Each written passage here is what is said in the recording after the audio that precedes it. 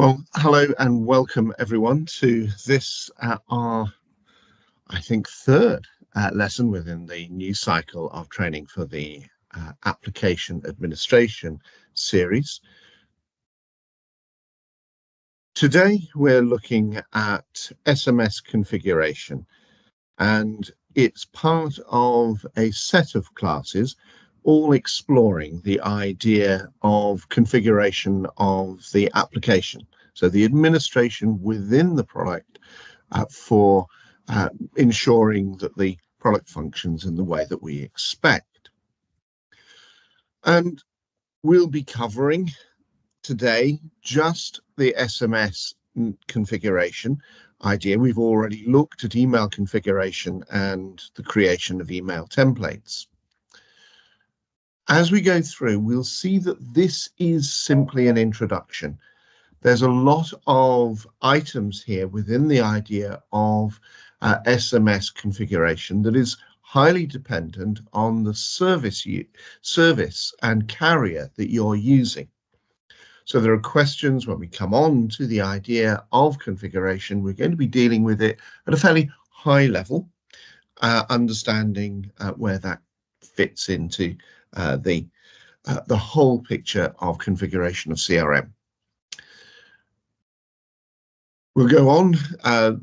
The other lessons within the cycle will explore everything from using translations to control forward and reply translations, looking at email aliases, and then going on looking at mail merge and understanding how templates are used.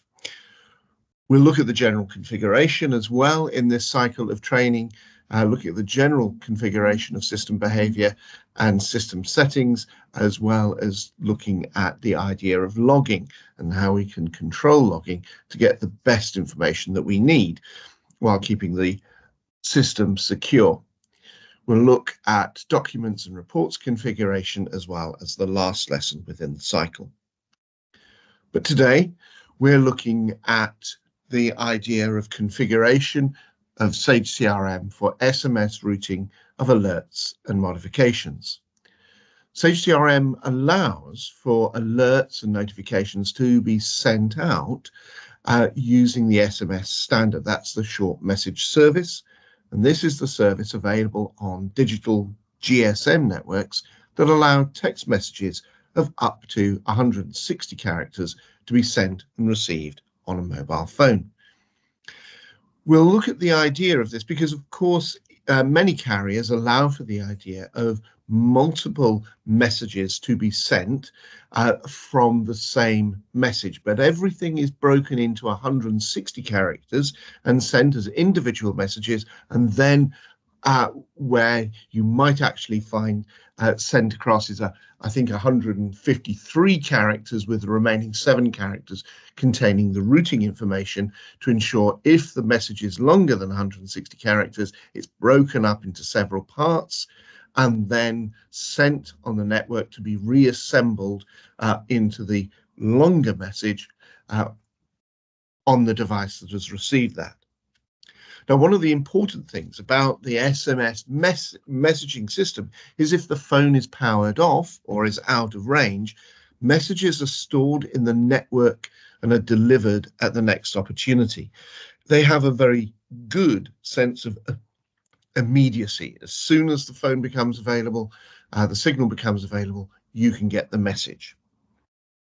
Now, so we're going to be looking at how Sage CRM generates outbound SMS messages, and to that we'll have a look at a little architecture diagram. So this is showing the idea of an SMTP to SMS gateway server, and this idea is about using the concept of how Sage CRM sends out an email message, but it's sent out in a particular format to a gateway server that is capable of generating or turning that email that arrives on the gateway into a form that is then delivered as an SMS text message.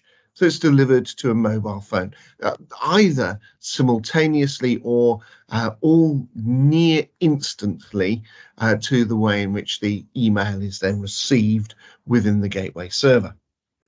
Now, there's a lot that depends on the gateway server being used, and that includes whether or not plain text or Unicode SMS messages can be sent.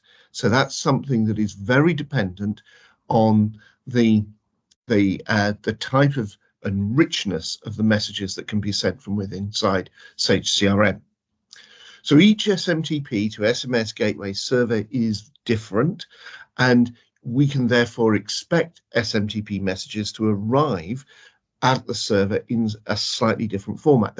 I can't show you in a way how it works in a unified way, because the gateway server is the thing that determines how it needs to have the message received, how it handles the message, and how it will then turn that email message into the text message that is sent to the phone. So each SMTP gateway server, dependent on the supplier, will operate in a slightly different way, and then some gateways will require account authentication information within the message as well. So that's putting in just some of the limitations as to what we can look at here, but we can start to look at some high-level introductory information about the concept of what's going on with sending out an SMS message. Now, in order to test the SMS features, obviously, as Sage CRM, you're going to need access to an email server, and then you'll need to have an account on an SMTP to SMS gateway. That's typically going to be provided by whatever is your mobile or network server contract that you have. Now, your email server could be Exchange, or it could be one of the servers that we use typically for demos associated with the training associated with the Advanced Mail Manager, for example. So if you want to see about demo email servers, then have a look at the lessons that cover the Advanced Email Manager, because we do suggest there some mail servers that you can use for demo and development purposes. Sage CRM will send an email to an address that is formatted to include the telephone number of the recipient. So what you'll see is an email sent to telephone number at the gateway server. And that gateway server will be associated with a particular domain. And then it's that gateway server that will forward the email to the SMS network, so that it is then turned into this message that is received.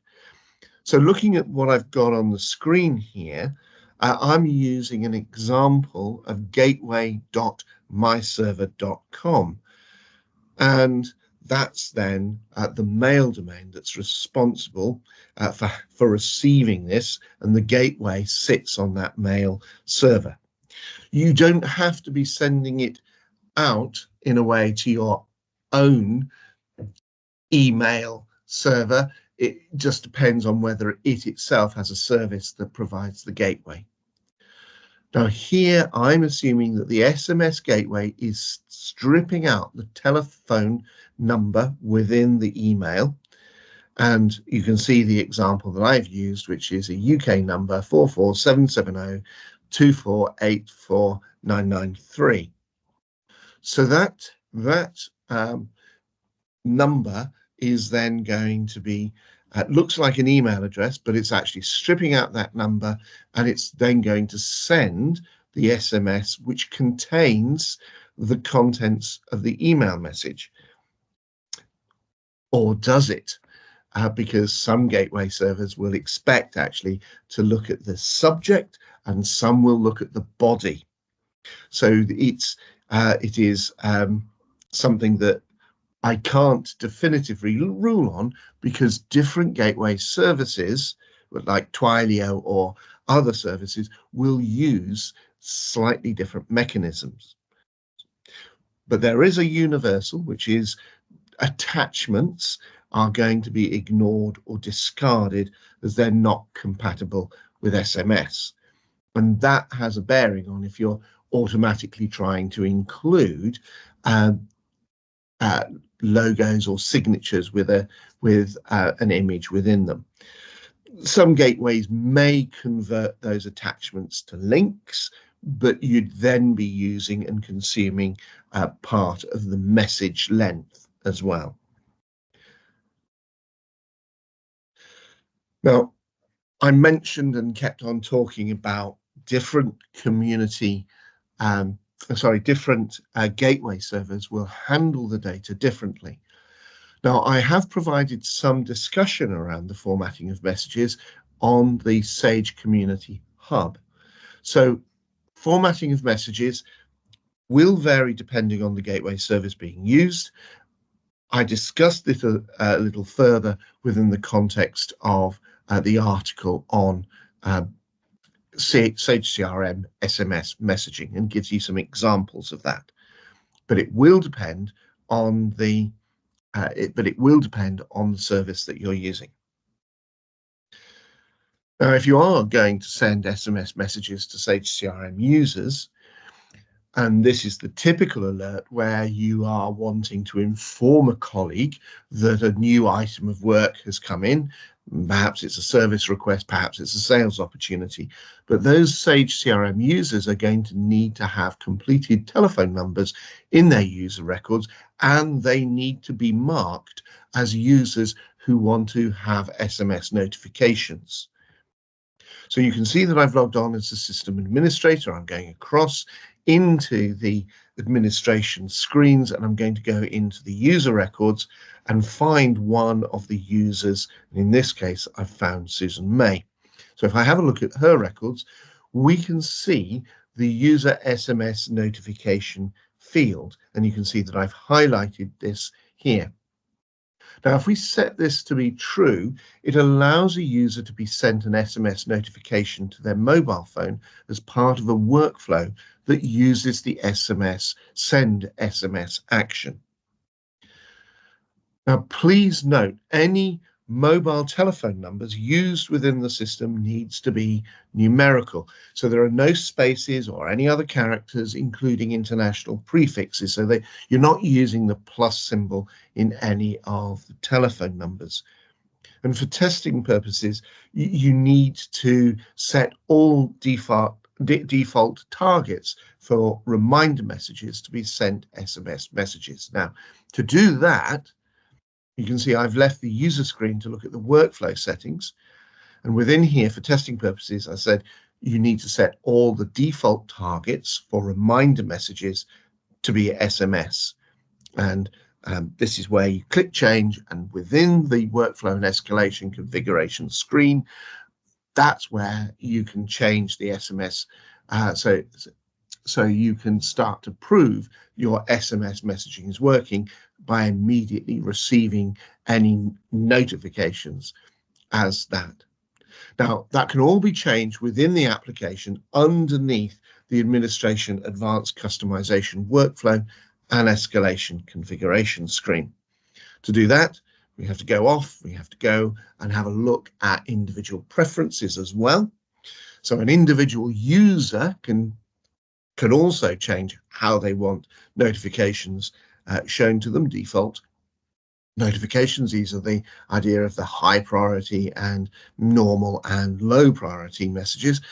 And you can see that for this particular user, the preferences can be changed. But of course, there is also ways in which a system administrator can do it for a particular user and force them to work in a particular way by changing those preferences for them. Now, I've saved my preferences so that I do want to receive things as an SMS notification. And if I go back into the admin screens, I can start to construct the basis by which I can test that SMS behavior. So I've come into administration and coming down into advanced customization, and I need to consider the idea of workflow and workflow escalation. So I've come down into, as you can see here, the escalation area. So I'm looking at a list of different escalation rules. So if we want to send an SMS message, perhaps as a communication reminder, then we need to check that an existing escalation rule or a copy of the rule will make use of an SMS action within inside it. And I've come into an existing escalation rule. You can see here, this is the communication reminder, which is based on the V escalation comms view.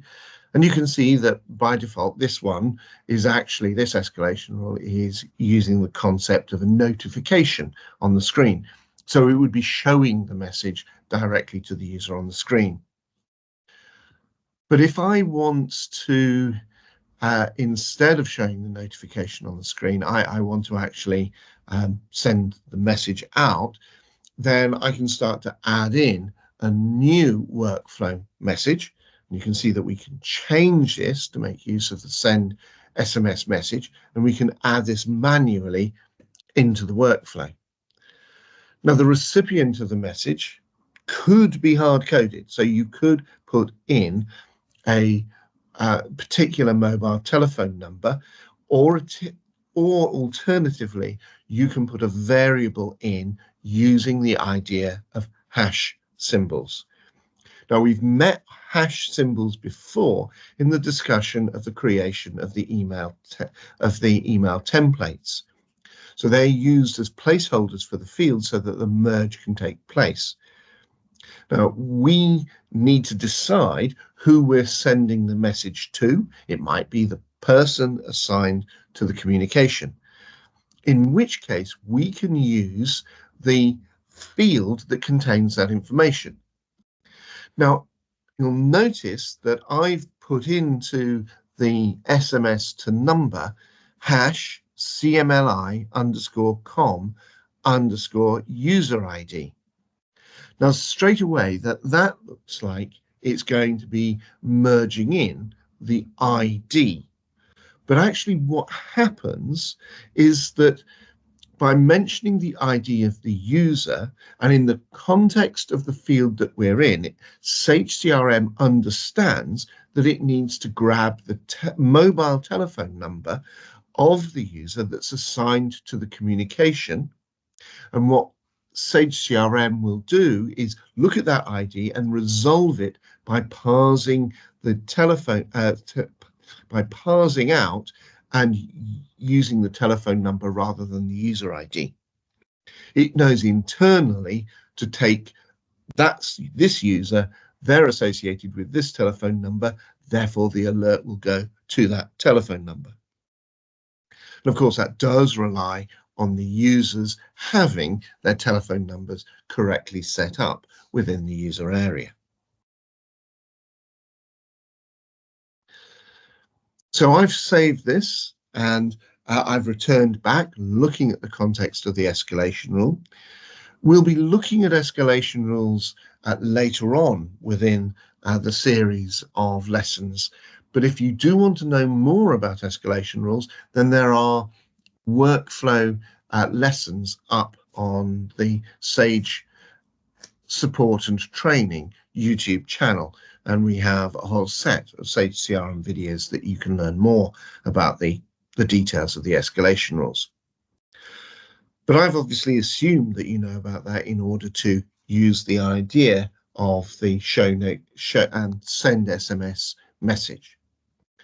When it comes to the configuration of the system that we want to be able to send the SMS message from, then we need to make sure that the administration is also, all the configuration is set up for emails and documents. So I'm coming into email and documents, I'm going down into the screens And you'll notice here in which I've set up the SMTP information so that I can send out information. We've looked at this before in one of the earlier lessons, so you can see about the idea of sending a mail using the internal SMTP and sending out using the idea of filtering from the SMTP server. But you'll also notice here that I've set up a SMS domain name and SMTP server for the SMS messaging, as well as indicating that that connection is over TLS. And there's also a SMS from message that has been listed out here. Now there's the global switch, which is use SMS features, which is to confirm that you do want to actually use SMS sending. But once you've chosen that, then you can go through and you can start to populate the information for the SMS gateway, and you can start to populate the information about who any of the messages would be understood as coming from. Now, when we do this, you might need to restart CRM once you've set the fields up. But the SMS from address is just an email address. It's used by the send SMS workflow action. If you don't put a value in that field, then the workflow rule will try and use the logged on user's email address. So if the logged on user's email address is not available, then this is what is populated. I'm coming into now the user area of the screen. I want to have a look at setting up for myself a new task. And so I can test the SMS features when creating tasks. And you can see that I want to send a reminder message, so that this is the way in which information is going to be sent out when it is due to be reminded. And the proof of the SMS behavior, because it is sent through to an SMS gateway, so it originally starts off as an SMTP message, you can actually look for the arrival of the email on the SMTP server, and you can use the features of the mail service then to monitor that the messages are being sent out. It's a way of starting to work out whether or not it's being successful in sending. Let's assume that everything has been set up correctly. Then the proof of the ultimate pudding, the proof of the pudding, so to speak, is going to be when the SMS message finally arrives. So you'll receive that on the phone. And this is how the message is structured, and whether it uses the subject or whether it uses the body of the email is down to, as I said, the way in which the gateway works. And you will need to confirm inside your gateway documentation as to how you need to configure the email messages that are sent from within Sage CRM. But as I mentioned, there is a blog article which does talk about the different ways in which you can format the messages so that they arrive correctly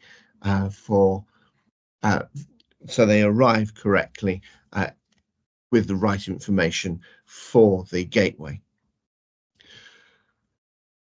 We're just at the end of what I wanted to cover. Let's see if anyone has any questions right now. Thank you and goodbye.